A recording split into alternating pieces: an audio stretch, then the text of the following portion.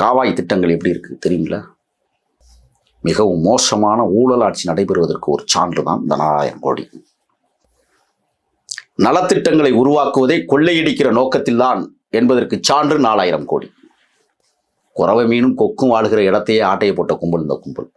பள்ளிக்கரணை சதுப்பு நிலத்தை கூட கொள்ளையடிக்க வேண்டும் என்றால் கடலில் கூட மிதக்கும் வீடு திட்டத்தை உருவாக்கி கொள்ளையடிப்பார்கள். மரியாதைக்குரிய மாநகரத்துடைய தாய் பிரியா அவர்கள் எல்லா இடத்துலையும் சுற்றி வராங்க. அவங்களை இப்போ அரசியல் சூழ்ந்திருக்கிறது, தண்ணீர் சூழவில்லை. நான் சொல்றதை நீ செய். இங்கே ரவுடித்துறை அமைச்சர்னு ஒருத்தர் இருக்கிறார், தெரியுமா? யாரு? கேள்விப்பட்டிருக்கேன் சார். இந்து சமய அறநிலைத்துறை அமைச்சர் ஐயா மாண்புமிகு அமைச்சர் புரிஞ்சிருச்சு அவங்களுக்கு. அந்த ரவுடித்துறை அமைச்சர் என்ன சொல்லுகிறாரோ அதை ஓரோன் 1, ஈரோன் 2, மூவோன் 9, 4 17 அப்படின்னு சொன்னா கூட சொல்லும்.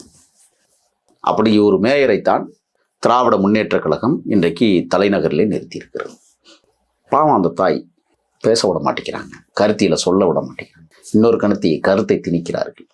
சென்னையில் தூங்காவாகைன்னு ஒரு மரம் எல்லா இடத்துலையும் வளர்ந்து கிடக்கு, தெரியுமா? ஏன்? அந்த மரம் தானே லேசான காற்றுல ஒளிஞ்சு விழுகும். வலுவான காற்று அடிச்சா மரமே சாஞ்சி நடு ரோட்டில் விழுகும். வெட்டி எடுக்கிறதுக்கு ஒரு தொகையில் கொள்ளையடிக்கலாம்ல. ஏன் வேப்ப மரம் நட வேண்டியதானே? சாலை ஓரங்களில் பனை மரம் நட வேண்டியதானே? கொன்னை மரங்களை நட வேண்டியதானே? வாகை மரத்தை நட வேண்டியதானே? ஒரு நோக்கம் கொள்ளையடிக்க வேண்டும்.